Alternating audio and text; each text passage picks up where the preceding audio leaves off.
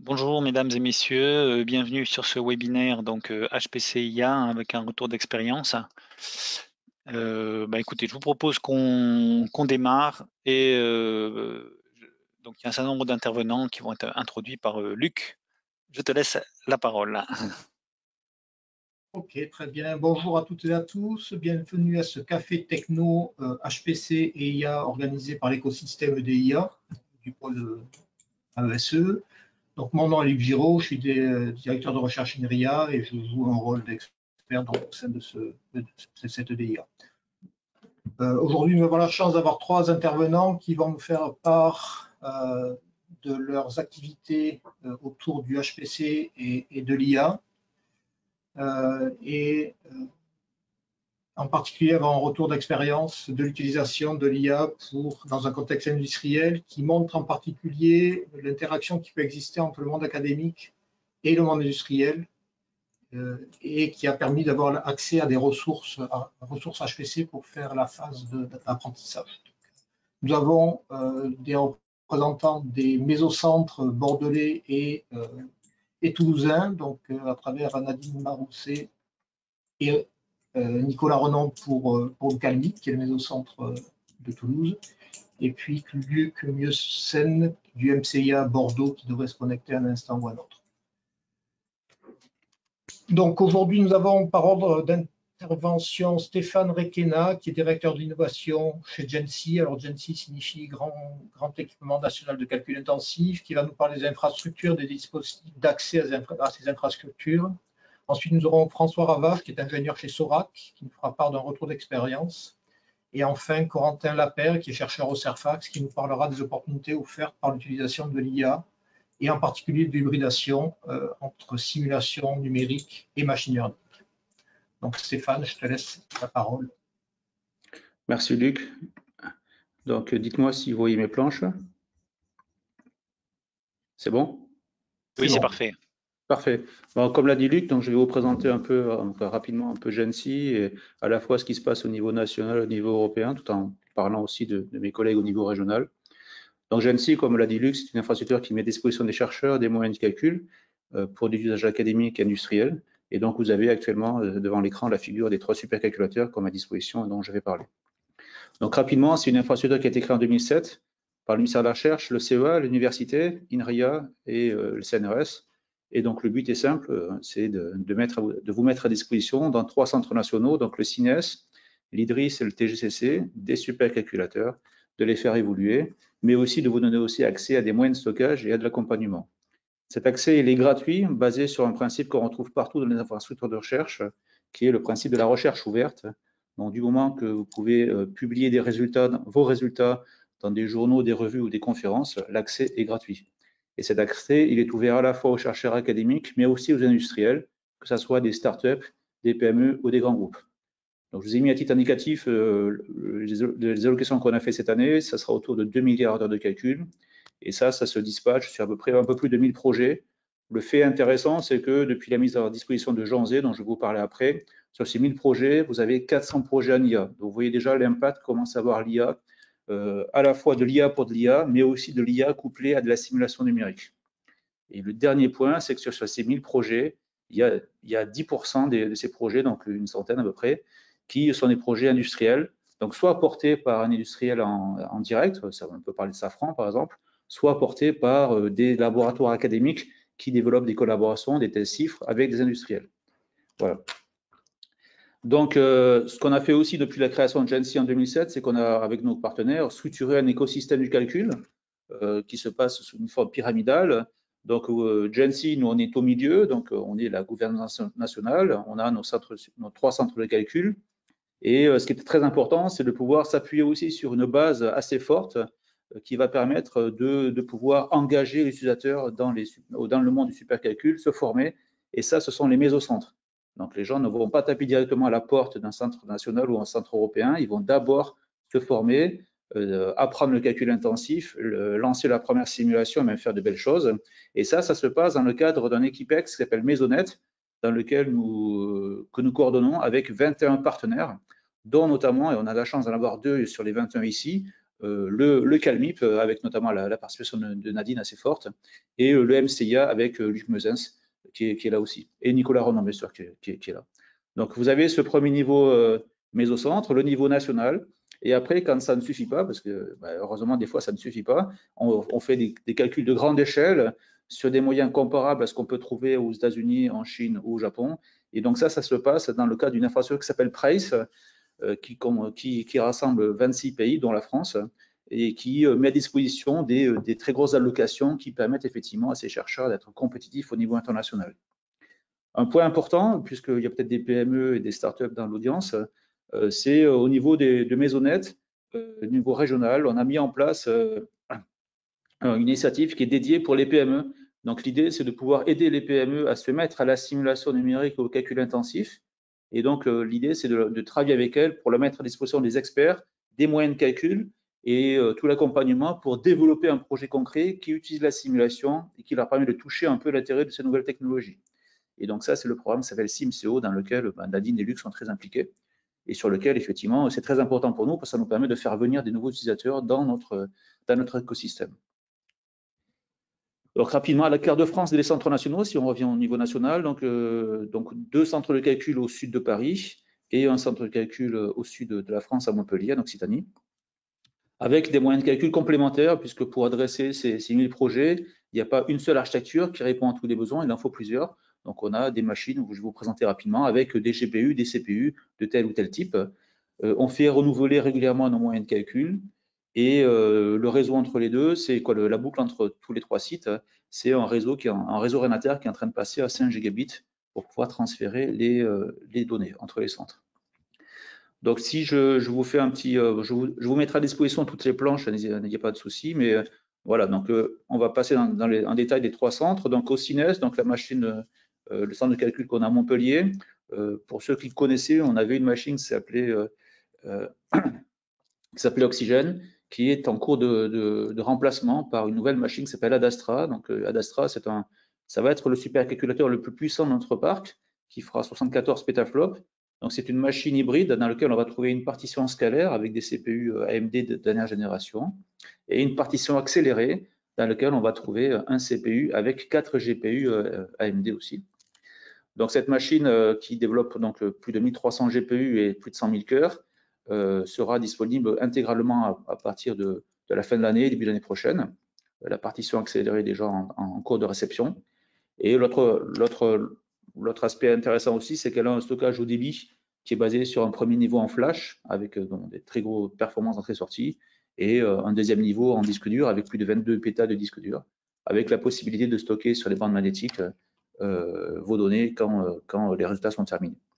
À noter aussi, cette machine, elle a été classée, pour ceux qui suivent l'actualité, la semaine dernière, il y a eu la conférence Supercomputing, et cette machine est la 3e machine la plus économe dans le Green 500, donc un gros effort sur l'efficacité énergétique portée à cette machine. Dans le centre du CEA, qui s'appelle le TGCC à Brûlé-la-Châtel, donc on a aussi une machine. Donc cette machine, elle a comme caractéristique d'être à la fois nationale, mais aussi européenne. Tout à l'heure, je vous ai parlé de ce super GENSI européen qui s'appelle PRACE. Et donc cette machine, elle est disponible à la fois pour les chercheurs français et européens. Son autre caractéristique, c'est aussi d'avoir des nœuds de calcul très denses, basés sur des processeurs mini-cœurs, notamment AMD de dernière génération.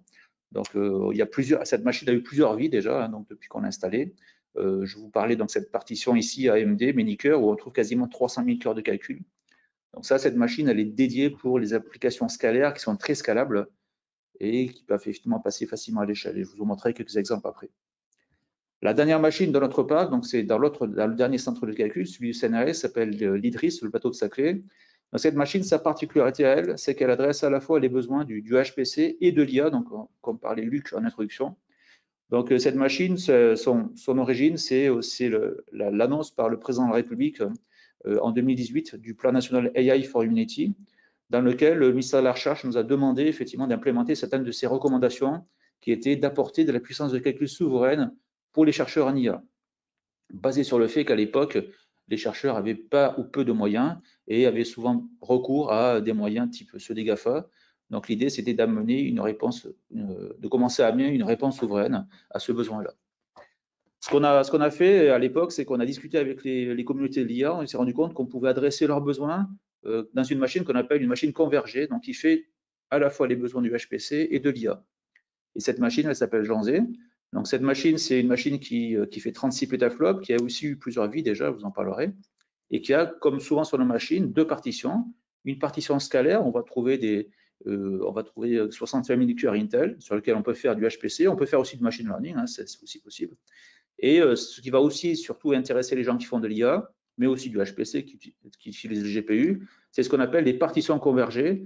Donc là, ces partitions convergées, ce sont des nœuds de calcul dans lesquels vous allez avoir deux CPU, comme pour la partition scalaire, mais surtout entre 4 et 8 accélérateurs de calcul des GPU NVIDIA. Alors, soit des V100, soit des A100, il y a eu plusieurs vies dans cette machine. La dernière partition que je vous montre ici, si vous voyez mon pointeur, c'est une partition qu'on a mis à disposition en début d'année 2022, dans lequel vous allez trouver 52 serveurs. Chaque serveur a 8 GPU NVIDIA, 80 Go de mémoire. Donc, vous avez une très grosse capacité de calcul avec 640 Go de mémoire rapide par serveur. Et ça, c'est très important pour entraîner des modèles très gros. Donc, si vous avez suivi l'actualité, on a entraîné un des modèles les plus puissants au monde de traitement des langages, qui s'appelle Bloom, qui rivalise avec un modèle qui s'appelle GPT-3. Et donc, ça a été réalisé grâce à cette partition qui avait des nœuds octo GPU. Ce qui est important sur nos machines, je vous en ai déjà parlé, il n'y a pas que le calcul, il y a aussi le stockage. Donc là aussi, sur Janzé, comme sur les autres machines, on a un premier niveau de stockage très rapide en flash, et après un deuxième niveau en disque dur, un troisième niveau en bande magnétique. Vous voyez, donc cette machine, elle est vraiment là pour ingérer de la donnée et la traiter avec du HPC et ou de l'IA. Et le dernier point, sur lequel j'aime bien insister, mais c'est valable aussi pour les deux autres centres, c'est que le succès de ces machines, c'est pas que le hardware, c'est pas que le software, c'est pas que le stockage, c'est les hommes et les femmes. Et ce qui a été fait sur cette machine, sur Janzé, c'est qu'à l'IDRIS, vous avez une équipe de support de 25 personnes, dans lequel 12 sont dédiés à l'IA. Et donc, ces gens-là vont vous aider, vous accueillir sur le centre, vous aider à transférer vos données, installer vos outils, lancer vos calculs, vous dépanner et vous former. Et tout ça, c'est gratuit. Donc, voilà. Donc, ce qu'on amène comme réponse souveraine, c'est une machine qui est quand même conséquente. Bon, elle n'est peut-être pas aussi grosse que celle des GAFA, mais elle est conséquente, elle est souveraine, et vous avez un accompagnement, chose que généralement vous trouvez rarement chez les GAFA. Donc j'ai quelques exemples, donc rapidement, mais c'était important. Donc ça, bon, je pense que ça cause à beaucoup de personnes autour dans l'audience, autour de la salle virtuelle, mais c'est une première modèle qui a été réalisée sur la machine Joule-Curie à l'époque par une équipe multipartenaire portée par le Sarfax, Safran et Akira. Akira est une PME basée à Bayonne et qui me semble est une membre d'Aerospace Valley, comme sûrement Safran et le Sarfax évidemment. Donc là, l'idée, c'est que c'est le code AVBP qui est utilisé, et je pense que Corentin pourra parler beaucoup mieux que moi après. Mais donc là, vous avez une simulation complète de moteur d'avion. Donc ça, été réalisé sur Joule-Curie. Et ce qui est intéressant, et ce qui je pense sera le propos de la présentation à venir, c'est que maintenant, les types de Sarfax commencent à regarder comment, par exemple, débrayer des bouts de simulation, de cette simulation un peu complexe, et les remplacer par des modèles appris. Et ça, c'est exactement l'effet induit qu'on recherchait sur une machine comme Janzé, c'est de pouvoir se faire rencontrer la communauté du HPC et de la simulation avec celle de l'IA. Et ce qu'on voit ici en combustion, on le voit dans le domaine des matériaux, de la biologie ou du climat. C'est cette hybridation de plus en plus forte entre le monde de la simulation et le monde de l'IA. Un autre exemple qui vous montre aussi voilà, pourquoi c'est important d'avoir une pyramide du calcul en France et pourquoi c'est important d'avoir tous ces étages qui discutent les uns avec les autres. Donc ça, c'est un grand challenge qui a eu une vie assez longue puisque, voilà, donc ça, c'est une simulation de lit fluidifié. Donc c'est de la CFD à grande échelle, c'est même de la combustion utilisée par EDF pour des réacteurs. Et donc là, ce que vous voyez, effectivement, c'est une simulation qui a commencé au CalMIP, donc, et Nicolas a été fortement impliqué dedans, et qui est passé par EDF, qui est passé par Janzé et qui a fini à Joule-Curie. Et c'est une simulation qui a commencé avec 1 milliard de mailles et sur 36 000 cœurs et qui a terminé à 512 milliards de mailles sur 288 000 cœurs. Donc vous voyez effectivement comment, avec une collaboration très forte entre un centre régional, un industriel et des centres régionaux, on arrive à pousser à l'échelle un code de calcul donc, qui s'appelle Neptune CFD, qui est développé par EDF et l'IMFT, à un niveau quasiment exascale. Et ça, pour moi, ça illustre pleinement l'intérêt de développer une pyramide du calcul et de collaborer avec les centres régionaux. La prochaine étape pour nous, c'est l'Exascale. Je ne sais plus comme ici, il me reste de temps, quelques minutes, je vais terminer, mais la prochaine étape pour nous, c'est l'Exascale. L'Exascale, ce sont des machines qui vont être 40 fois plus grosses que les machines que je vous ai montrées. Là, je vous ai mis une planche que j'avais montrée à l'époque à Airbus, mais qui est voilà, les grands challenges qu'on peut voir dans l'industrie aéronautique. Bon, je ne vais pas vous les rappeler, vous les connaissez aussi bien que moi, mais développer des simulations multi-échelles et multiphysiques, lancer à la fois des grosses simulations, mais aussi de l'incertitude et de l'optimisation, intégrer du HPC, du traitement de données massives, de l'IA et aussi du calcul quantique, je vous en parlerai un peu après, transférer des données de bout en bout, depuis des grands instruments jusqu'à un supercalculateur. Et évidemment, tout ça, pour le préparer, on a besoin de développer des collaborations, de se mettre autour d'une table, d'optimiser les applications et en gros de faire du co-design. Et ça, c'est un des enjeux qu'on veut adresser avec cette machine.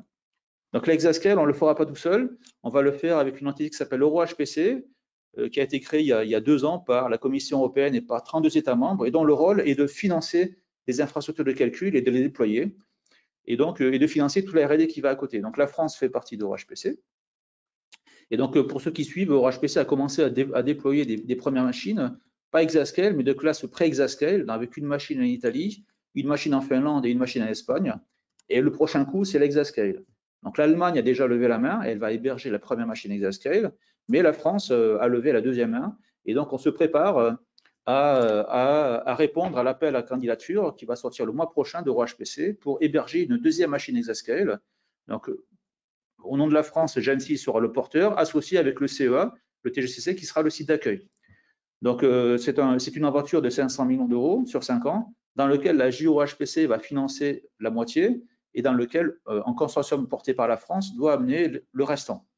Et donc nous sommes en discussion avec d'autres partenaires européens, mais aussi nationaux. Donc on discute avec des acteurs de la recherche académique, mais aussi des industriels, notamment de l'aéronautique, pour venir faire ce budget de 150 millions d'euros qui permettra à tous les partenaires, en échange d'une contribution, d'avoir un accès à une partition dédiée de la machine, de cycle dédié de la machine chaque année.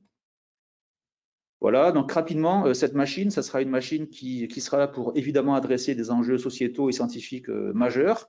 On peut citer notamment le développement de nouvelles énergies, des smart grids, des smart cities, de nouveaux matériaux, par la convergence du HPC, du traitement des données massives et de l'IA. Elle sera ouverte évidemment à toutes les communautés scientifiques et industrielles en développant des nouveaux services. On peut parler d'un accès cloud, de la containerisation, de l'aide à la décision, voilà, qui sera aussi des nouvelles choses qu'on va amener cette machine. Elle sera basée sur une architecture assez modulaire et équilibrée, avec des partitions accélérées, des partitions scalaires, mais aussi, pourquoi pas, et je vous en parlerai un peu après, des premières partitions exploratoires autour du calcul quantique. Ça ne sera pas une machine qui sera isolée ça ne sera pas un éléphant blanc isolé, mais ça sera une machine vraiment dédiée, intégrée dans un continuum digital qui permettra de traiter des données instrumentales d'un instrument par le biais d'un continuum edge to cloud. Et la cerise sur le gâteau de ce qu'on veut proposer dans cette machine, c'est qu'on veut proposer une machine qui sera basée sur des composants européens. Donc ça fait des dizaines d'années qu'il y a des financements européens de technologie, et on trouve que maintenant on a atteint un niveau de maturité suffisant pour intégrer des technologies européennes. Donc ça peut parler d'un processeur européen, de réseau européen, de middleware et d'applications européennes. Donc voilà un peu la proposition de valeur qu'on souhaite faire à la JOHPC. Vous avez ici une version simplifiée de ce que je viens de vous dire. Donc, vous avez effectivement les 2 types d'acteurs qu'on vise, académiques, industriels, services publics, grands instruments, connectés par cette machine par un accès cloud ou classique, avec ses partitions de calcul, GPU, CPU, optionnellement calcul quantique, avec tout ce qui se passe autour et tout ce qu'on bâtit autour. Juste un dernier mot sur le quantique. On a aussi une activité très forte sur le quantique. Donc, on est impliqué dans un projet européen qui s'appelle HPCQS et dans un institut français qui s'appelle HQI, pour développer des premières briques de calcul quantique. Donc, on a déjà annoncé un premier calculateur Pascal qui va être connecté à notre supercalculateur Joliot au TGCC. On va en rajouter d'autres. L'idée, c'est de mettre à la disposition des chercheurs français un maximum de technologies quantiques pour commencer à se mettre le pied à l'étrier, à évaluer. Et donc, on a déjà des premiers POC qui ont été lancés, et j'en profite pour citer celui qui est avec Airbus. Donc, Airbus et Pascal qui vont travailler sur le portage du code de CFD, que couple CFD et machine learning, pour commencer à regarder quel est le potentiel de ces technologies. Il faut réécrire les codes, il faut partir de zéro, et ça se fait maintenant. Et on n'est pas obligé d'attendre que tous les hardware soient là pour commencer à penser quantique. Si vous êtes intéressé, si vous voulez utiliser nos moyens de calcul, n'hésitez pas à me contacter, mais on a des appels à projets permanents ou 2 fois par an en fonction des volumes de données, des volumes de ressources que vous allez demander. Nos moyens de calcul sont ouverts à toute la recherche académique ou industrielle. L'accès est gratuit sous réserve de publication des résultats dans des journaux, des conférences ou des revues. Et ce qui vient, la gratuité, ce qu'on amène comme gratuité, c'est le calcul, le stockage et tout le support. Et voilà, et ça se passe par un portail unique qui s'appelle le DARI. Je vous ai mis ici le lien, mais voilà. Surtout, n'hésitez pas à me contacter si vous êtes intéressé, et je me ferai un grand plaisir de compléter cette présentation par des aspects plus pratiques. Voilà, je vous remercie. Je vais passer la parole à l'intervenant suivant. Je ne sais pas comment ça se passe au niveau des questions, je crois que c'est après. En tout cas, voilà, je vous remercie pour votre écoute et je suis à votre disposition pour plus de renseignements. Merci beaucoup. Alors, je dois passer, c'est ça, c'est moi qui passe la main, c'est ça, voilà.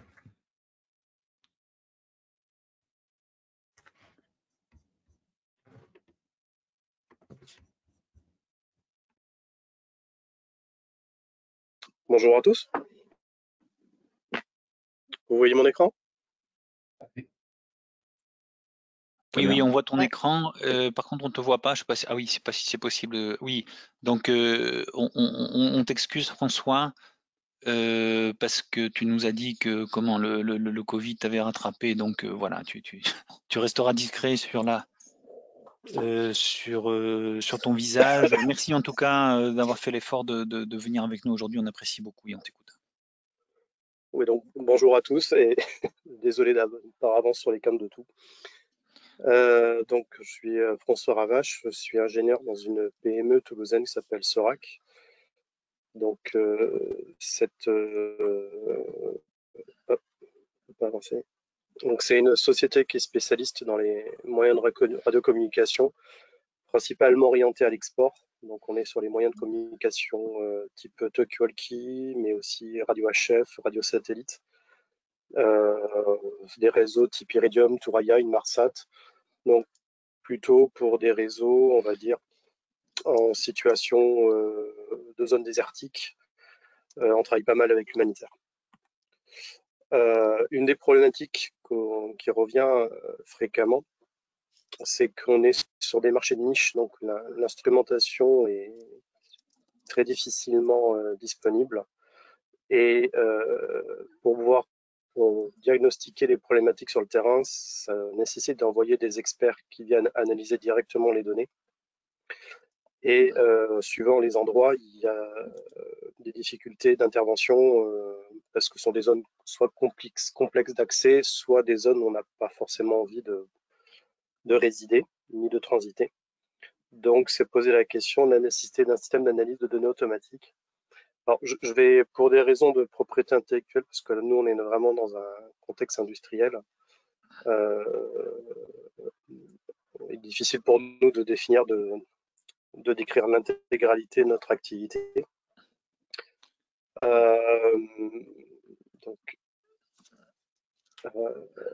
Ce qu'on peut dire, par contre, c'est que sur les méthodes conventionnelles, on a essayé de commencer à faire de l'analyse automatique, mais les résultats étaient vraiment pas du tout satisfaisants. Et de par la grande diversité de phénomènes, il était très difficile pour nous d'arriver à mettre en évidence des features pour pouvoir ensuite essayer de classifier les phénomènes. Et ce qui était assez paradoxal, c'est qu'en même temps, un professionnel de terrain expérimenté, donc en voyant les résultats, voyait très rapidement d'où venait la problématique.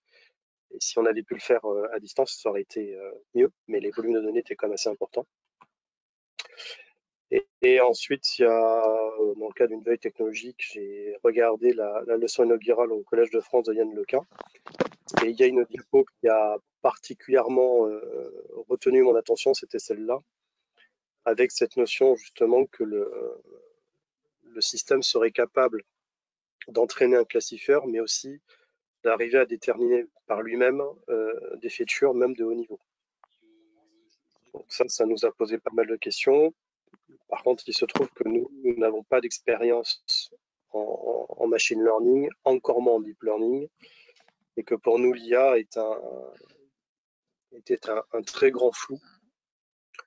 Un grand flou parce qu'il y a, disons qu'entre les différentes annonces qu'on peut voir dans un contexte commercial et la réalité technique, on a vu qu'il y avait quand même quelques écarts. Et puis, bon, on parle de deep learning, mais pourquoi pas d'autres méthodes? Parce qu'en grattant un petit peu, on a vu que le domaine était beaucoup plus large. Donc, on a essayé de creuser un petit peu le sujet. Et là, on a pu solliciter. Je suis allé faire un retour aux origines. Je suis retourné à la fac, je suis allé voir l'université Paul Sabatier. Et Marie-Hélène Vignal de l'IMT m'a aiguillé vers Edward Powell, qui fait des activités dans le domaine, avec qui j'ai pu discuter et nous a conforté dans le fait que oui, effectivement, la problématique qu'on avait relevait du machine learning et qu'effectivement, le deep learning sur ce problématique-là était quelque chose à regarder. Donc du coup, première étape, ça a été donc la validation de l'utilisation du deep learning, ça par différentes discussions. Puis, il a fallu commencer à acheter un petit peu de matériel. Donc forcément, Nvidia est rentré dans la course. Puis on a essayé d'entraîner d'utiliser des réseaux standards. Parce que pour nous, c'était vraiment quelque chose de très nouveau et on voyait qu'on recommandait chaudement de commencer par utiliser des systèmes existants. Et puis bien évidemment, comme chaque problème technique, on a eu les premiers soucis. Donc pour tous ceux qui ont fait du machine learning, maintenant c'est quelque chose qui ne nous surprend plus, mais effectivement le dataset a été un vrai souci, sachant qu'on partait nous sur des systèmes de traitement de l'image. Or ce que l'on traitait n'était pas de l'image, même si c'était de la donnée en 2D. Et on a vu que toutes les méthodes d'expansion de dataset n'étaient pas forcément exploitables. Et surtout, les réseaux standards ne semblaient pas directement adaptés à notre problème. Donc forcément, il a fallu aller un peu au-delà de simplement utiliser des librairies ou des réseaux pré-entraînés et je vais dire entre guillemets soulever un petit peu le capot et regarder un petit peu ce qui se passe dedans. Donc là, on a pu trouver une formation théorique sur FunMOOC, sur un petit peu les fondements théoriques du deep learning. Puis forcément, on a commencé à essayer de chercher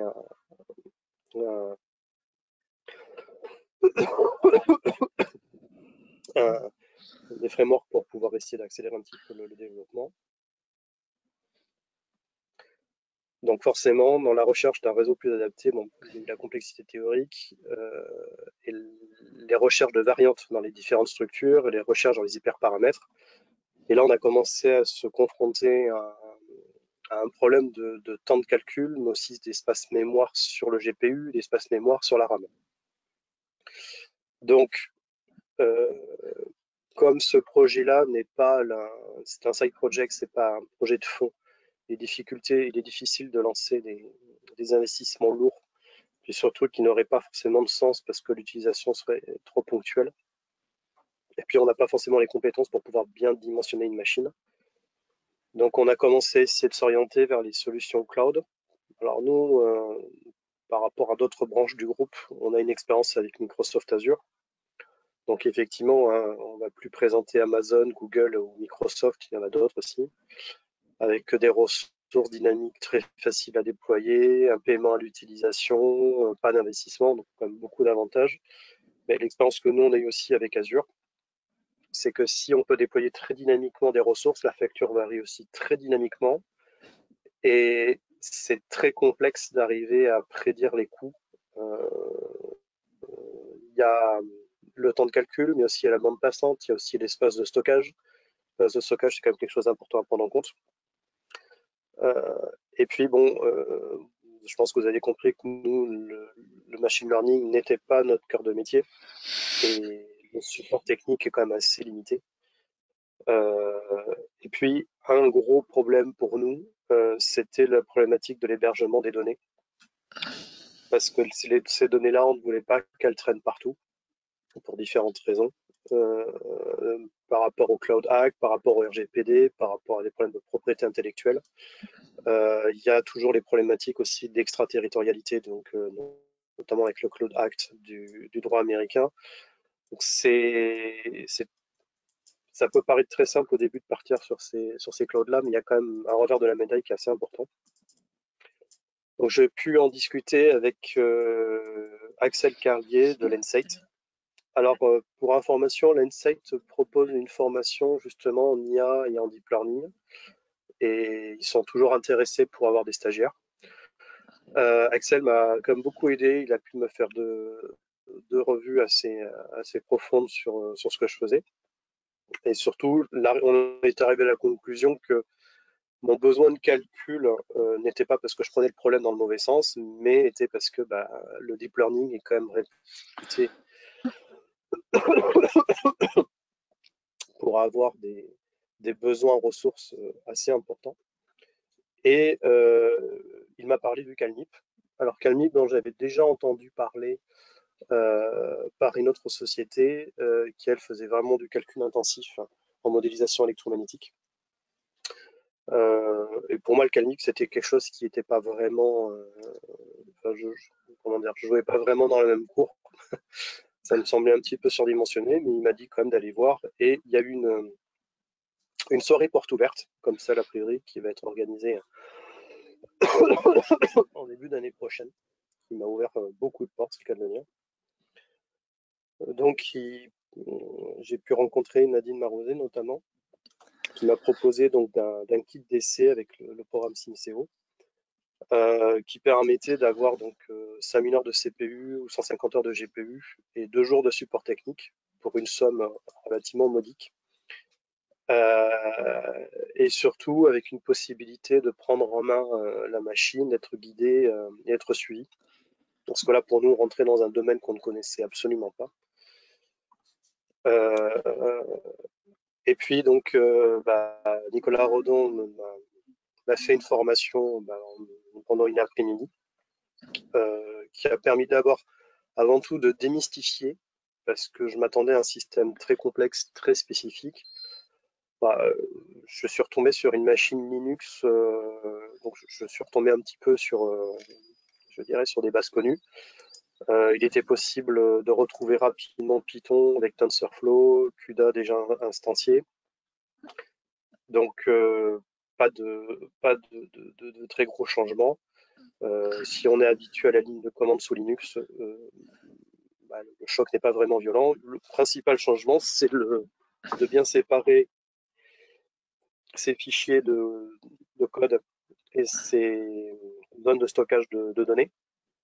Il y a quelques spécificités avec des stockages permanents, des stockages temporaires, mais ça qui sont, je dirais, tout à fait compréhensibles par rapport aux différentes volumétries. Et donc, on a commencé par regarder déjà sur un seul nœud. Et déjà, le gap est absolument énorme par rapport à la machine que j'avais. Donc là, il y avait 4 GPU NVIDIA Volta V100 interconnectés en NVLink, ainsi que 2 Xeon Skylake, 18 cœurs chacun, plus 384 Go de RAM. Moi, il ne m'a jamais été donné d'accéder à une machine aussi puissante. Donc déjà, le simple fait de travailler avec un nœud nous a vraiment changé la vie.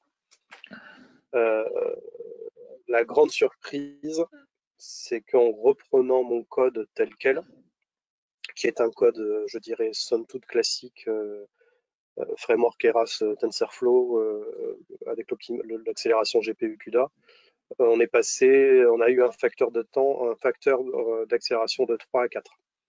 Donc ça voulait dire que là où avant on pouvait poser une question, je dirais, une fois par semaine, on pouvait se poser des questions une fois par jour sur une nouvelle proposition, une nouvelle topologie. Et ça, c'était quand même une grosse accélération pour nous.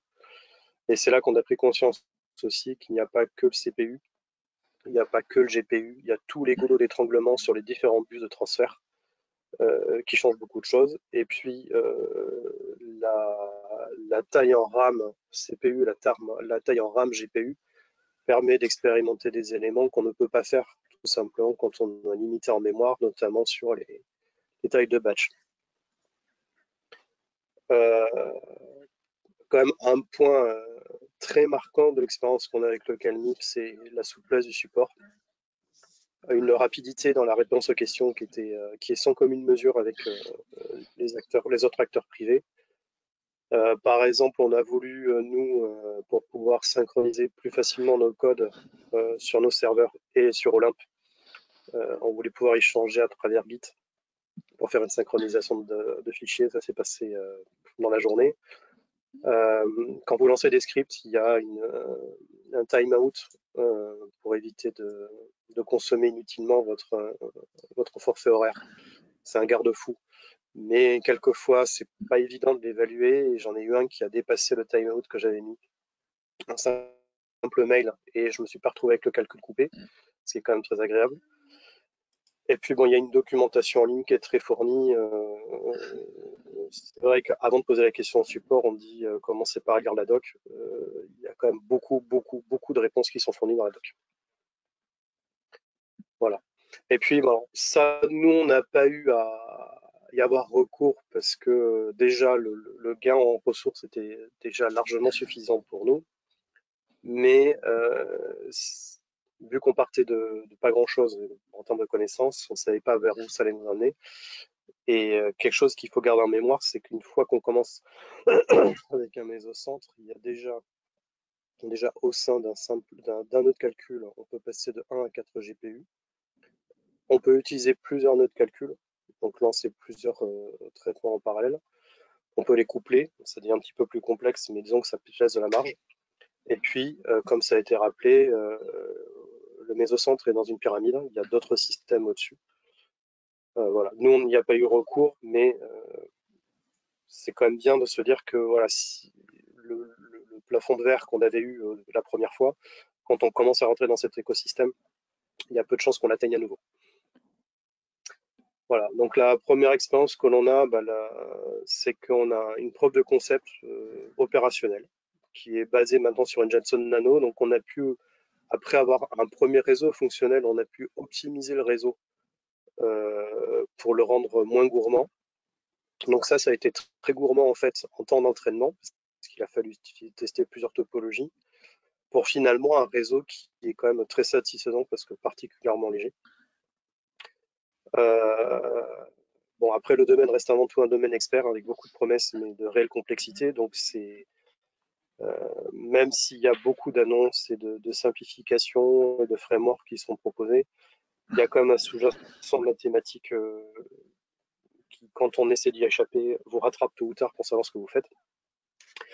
Et puis, quelque chose dans une expérience qui nous est ressortie, c'est qu'il faut quand même un point clé, c'est vraiment une compréhension des enjeux sur la donnée et bien comprendre sa donnée.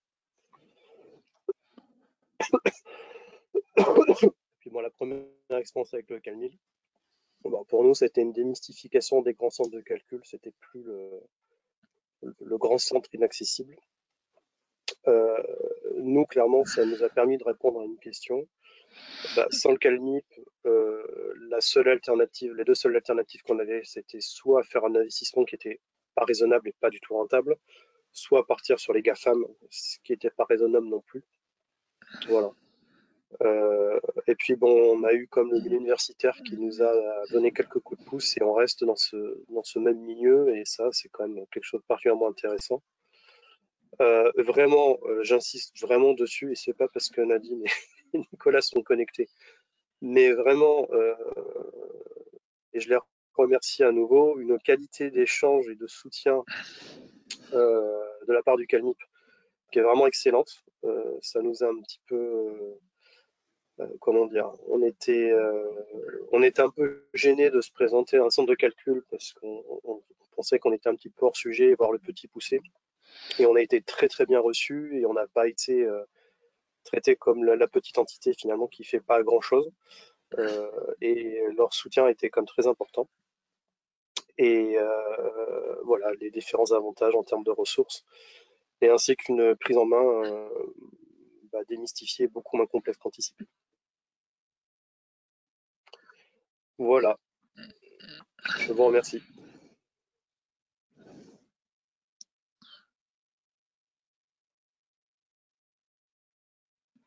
Merci François. Voilà, on peut passer maintenant à Corentin, on t'écoute. Parfait. Alors, On en profite, hein, si vous avez des questions, n'hésitez pas, vous avez un onglet questions, on a réservé un créneau sur la fin, donc voilà, surtout n'hésitez pas. Ouais, alors par rapport à ce créneau, comme on est un peu en retard, je vais peut-être faire un peu plus court que prévu pour laisser de la place aux questions. Alors, très bien. Donc, je suis Corentin Lapeyre, chercheur au CERFAX, et depuis 4 ans maintenant, le CERFAX et moi-même, on tente d'explorer les questions de l'hybridation entre les outils de l'intelligence artificielle et l'apprentissage, et de la simulation physique, pardon.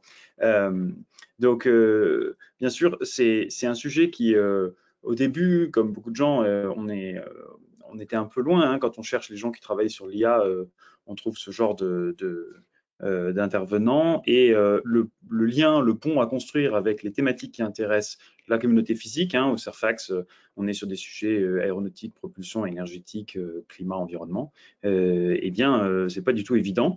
Et donc, il y a ce pont-là qui est à construire, qui se double du fait que ce sont des communautés qui utilisent des outils qui parfois sont similaires, mais où, pareil, il y a des ponts à construire parce qu'il y a énormément de disjonctions de vocabulaire, et il manque souvent une pierre de Rosette pour réaliser qu'on parle des mêmes choses, mais pas avec les mêmes mots. Pour ce faire, donc, c'est vrai que les applications en simulation physique, elles sont nombreuses, et elles commencent par des choses qui ne sont pas liées à la simulation directement, comme la valorisation de données. C'est un point critique. Je peux vous donner des exemples si ça vous intéresse, mais il y a beaucoup de données scientifiques qui sont mal valorisées et sur lesquelles l'IA peuvent aider, y compris ensuite pour refournir des informations à des simulations. Et puis, bien sûr, pour tout ce qui est modèle de substitution à la simulation, l'IA est assez prometteuse. Et pour ce domaine-là, ben, il y a se développe beaucoup au CERFAX et ailleurs de l'entraînement, de la formation, je veux dire, et puis bien, de différentes formes de collaboration dans lesquelles il faut justement mettre ces gens qui ont des compétences variées dans la même pièce et faire en sorte qu'ils se parlent. Donc ça, c'est bien sûr un point clé et important si on parle de recherche en physique ou de développement de R&D en physique et puis d'apprentissage. Mais le point clé qui anime le plus le CERFAX et mon activité, c'est la haute fidélité. Alors ça, Stéphane montrait un calcul similaire tout à l'heure. Ça, c'est une des dernières versions de ces calculs moteurs complets maintenant qu'on fait. Bon, il y a aussi des applications, je vous disais, énergie, par exemple sur les éoliennes. Et là on s'intéresse vraiment à de la simulation coûteuse haute fidélité de problèmes physiques, et on se pose la question de savoir où l'intelligence artificielle peut nous aider sur ces approches-là.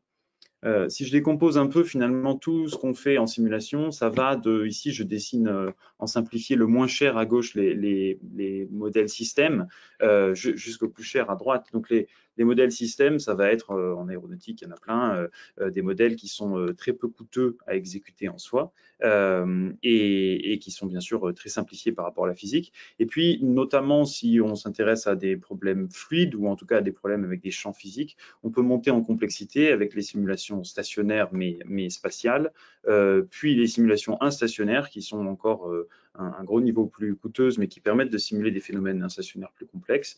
Et bien sûr, si on va au bout du bout, il y a ce qu'on appelle la simulation numérique directe, dans laquelle on résout la totalité de la physique qui est pertinente pour le problème en question.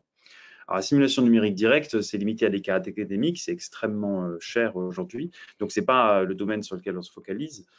Mais à l'autre bout, bon, les modèles systèmes, il y a des applications assez directes, des outils du machine learning, il n'y a même pas généralement besoin de faire du deep learning ou des choses très à la pointe pour ça. Et entre les deux, c'est là qu'il y a beaucoup de recherche, parce que l'utilisation est moins claire. Sur les champs stationnaires, je vous disais, donc là, c'est un champ de recherche actif depuis maintenant pas mal d'années.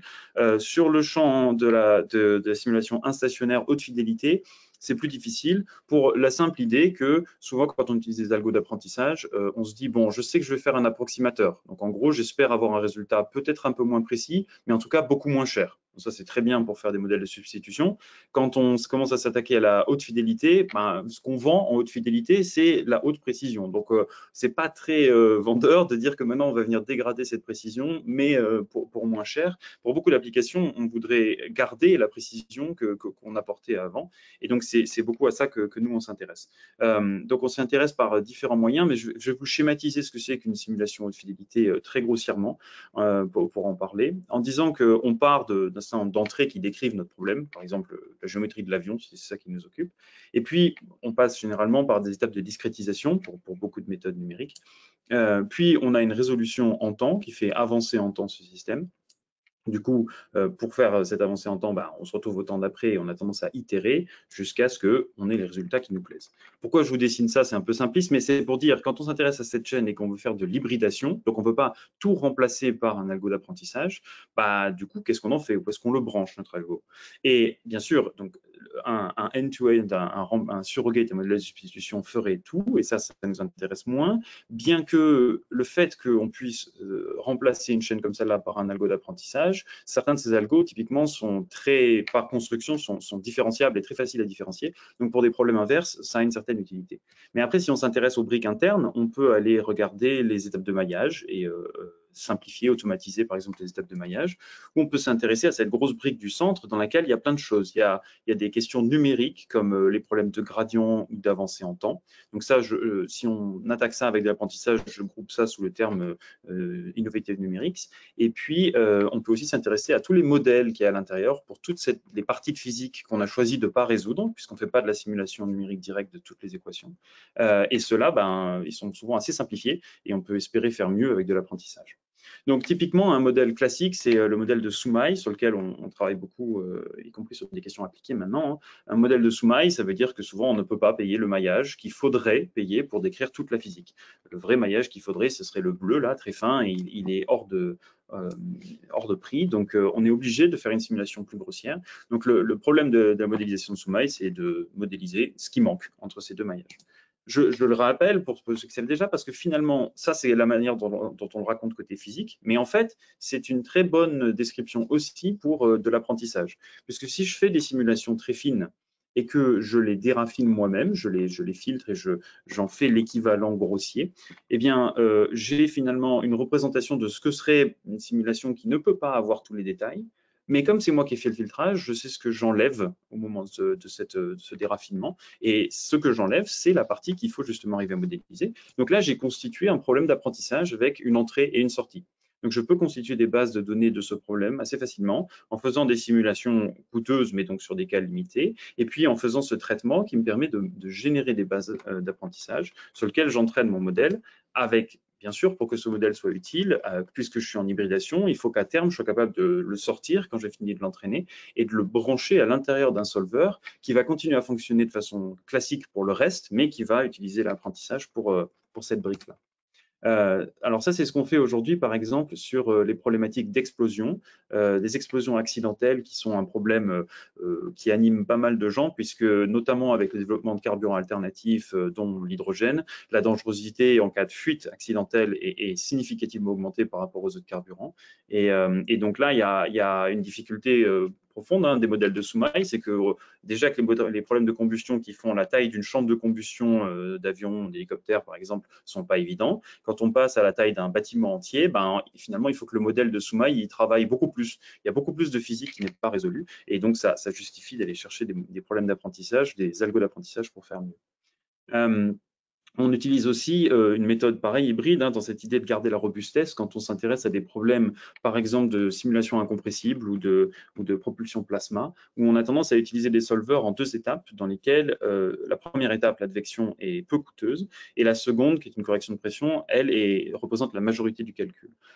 Parce que c'est un solver itératif qui est utilisé et qui doit parfois faire beaucoup d'itérations pour converger.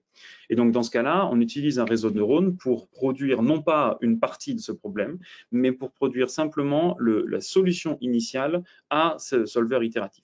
Et donc, il va se rapprocher beaucoup de la solution, mais on va toujours garder le solver itératif sous la main, ce qui veut dire qu'à la fin, on va fournir exactement le même niveau de précision de solution que ce qu'on aurait fait sans la stratégie avec l'apprentissage. Donc, on garantit la même robustesse, mais on accélère significativement le problème puisqu'on s'enlève beaucoup d'itérations.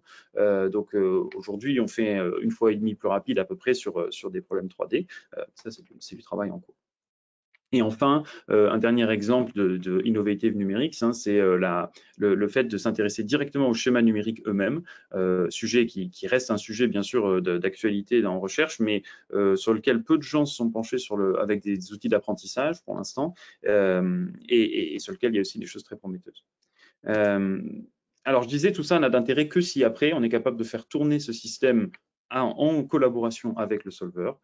Et ça implique notamment de travailler sur des machines comme montrait Stéphane tout à l'heure, sur Janzé, sur lesquelles on a des nœuds qui sont eux aussi hybrides en termes de hardware pour le coup, avec à la fois du CPU et du GPU.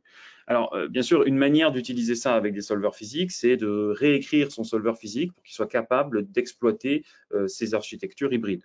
Mais une autre manière, c'est justement d'avoir une stratégie hybride solver physique et apprentissage sur le code. Et du coup, l'apprentissage est particulièrement adapté à l'exploitation des ressources GPU, là où les solvers sont déjà optimisés pour le CPU. Donc, c'est une autre voie finalement pour exploiter ce type d'architecture. Et dans ce cas-là, on a tendance à faire ce type de répartition. On fait tourner le solver physique qui résout les équations physiques sur les CPU et les réseaux de neurones préentraînés sur la partie GPU. Je vais m'arrêter là pour qu'il y ait du temps pour les questions.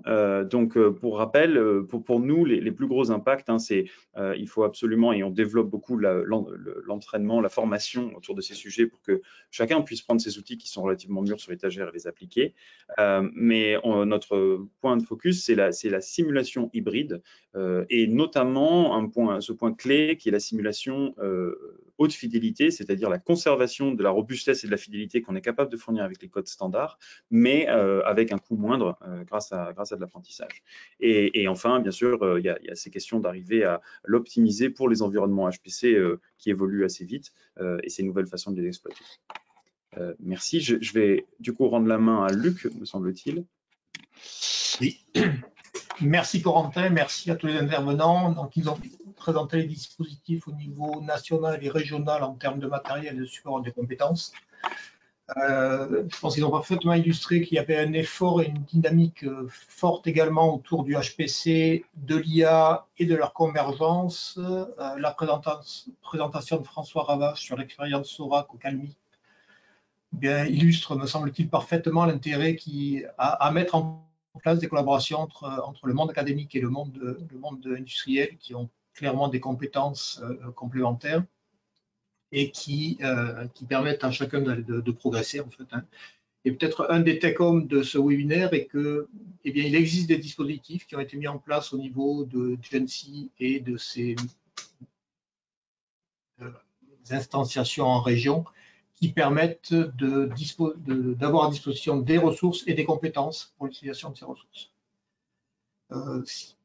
Au-delà de ça, on appartient à un écosystème qui est vivant et donc après, à nous à trouver les bons mécanismes qui permettent d'augmenter la bande passante entre ces deux mondes. Et je mentionne juste à ce titre une initiative récente d'une équipe de recherche commune de industrie qui vient d'être créée, qui va s'intéresser en particulier à ces sujets HPC, convergence HPC, hybridation, machine learning, tout en gardant un œil sur les technologies qui sont sans doute un peu plus long terme, dont a parlé également Stéphane sur le calcul quantique. Donc, dans ce contexte et dans cet écosystème, le pôle a tout à fait son rôle et je pense que c'est celui qui joue aujourd'hui en organisant ce webinaire. Voilà. Donc, je pense que... Merci Luc. Alors, une question avant de clore, là, c'est une question à François sur les ressources en fait, mais bon, qui peuvent aussi intéresser les autres intervenants. C'est avez-vous eu besoin ou aurez-vous besoin de recrutement particulier dans ce domaine à la convergence, donc HPC et IA, peut-être qu'il peut y avoir plusieurs points de vue sur le sujet, on vous écoute. Peut-être François, si tu es encore là ou... Oui, en termes de recrutement, pour le moment, non, il n'y a pas eu de problématique particulière là-dessus. D'accord, ok. D'autres commentaires peut-être à ce sujet-là? Je sais pas, Stéphane ou Nadine ou Luc. Moi, je peux dire qu'on manque de ressources et on recrute, hein, mais les ressources sont dures à trouver parce que si on a un marché qui est très challenging, notamment celui de l'IA, où les GAFA payent 3 fois plus que nous, donc c'est pas facile. Mais effectivement, on a aussi la chance d'offrir des moyens de calcul et à la fois une perspective régionale, nationale, européenne qui est aussi intéressante pour les chercheurs qui ont envie de s'impliquer. Donc, s'il y a des gens intéressés, en tout cas, nous, on recrute. Très bien, écoutez, il n'y a pas d'autres questions, mais pour les participants au webinaire, si vous avez évidemment des questions plus tard, n'hésitez pas, vous avez accès aux différentes personnes, hein. Je pense que chacun aussi a exprimé qu'il s'était aussi à votre disposition pour pouvoir répondre à vos questions si vous souhaitez avancer là-dessus. Moi, je voudrais remercier en complément de Luc, là, tous les intervenants, hein, Stéphane, François, Luc et Corentin. Personnellement, j'ai trouvé la présentation très intéressante et très claire pour un novice comme moi dans ce domaine-là. Je note ce que vous avez vraiment insisté sur la convergence en fait d'intérêts entre les deux. Dans nos domaines industriels dans lesquels on utilise beaucoup de simulations ou de modèles physiques et aussi beaucoup de données, ben c'est incontestable qu'il y a une véritable valeur là-dessus. On a noté, je rebondis vraiment sur ta conclusion, Luc, sur le fait que ces moyens-là sont à disposition aussi de vous, hein, qui nous écoutez, avec une grande qualité de service, comme ça a été mentionné. Donc profitons-en, hein, c'est aussi des éléments qui sont offerts pour que vous puissiez développer vos activités, améliorer votre performance, hein, et puis bon, faire la pièce aussi à la compétition internationale, hein, faut pas l'oublier. Alors à cet effet, ce webinaire vous a été proposé là en lien avec Anity, on n'en a pas parlé, mais enfin c'était un petit peu de façon sous-jacente, hein, à la fois dans les experts et puis aussi autour de la table et l'INRIA, donc évidemment qu'ils en soient remerciés. Nous ouvrons une journée porte ouverte le 14 mars au CalMIP, hein, donc pour ceux qui sont intéressés, n'hésitez pas à mettre ça dans votre agenda, hein, pour aussi, bon, de façon aussi plus concrète, regarder qu'est-ce qu'on peut vous offrir. Merci donc à chacun et chacune. Ce webinaire est terminé. Vous aurez accès au replay et au replay et aux présentations. Et encore merci aux intervenants. Je vous souhaite une excellente journée à tous et à toutes. Merci, bonne journée. Au revoir, merci. Merci, au revoir. Merci, au revoir.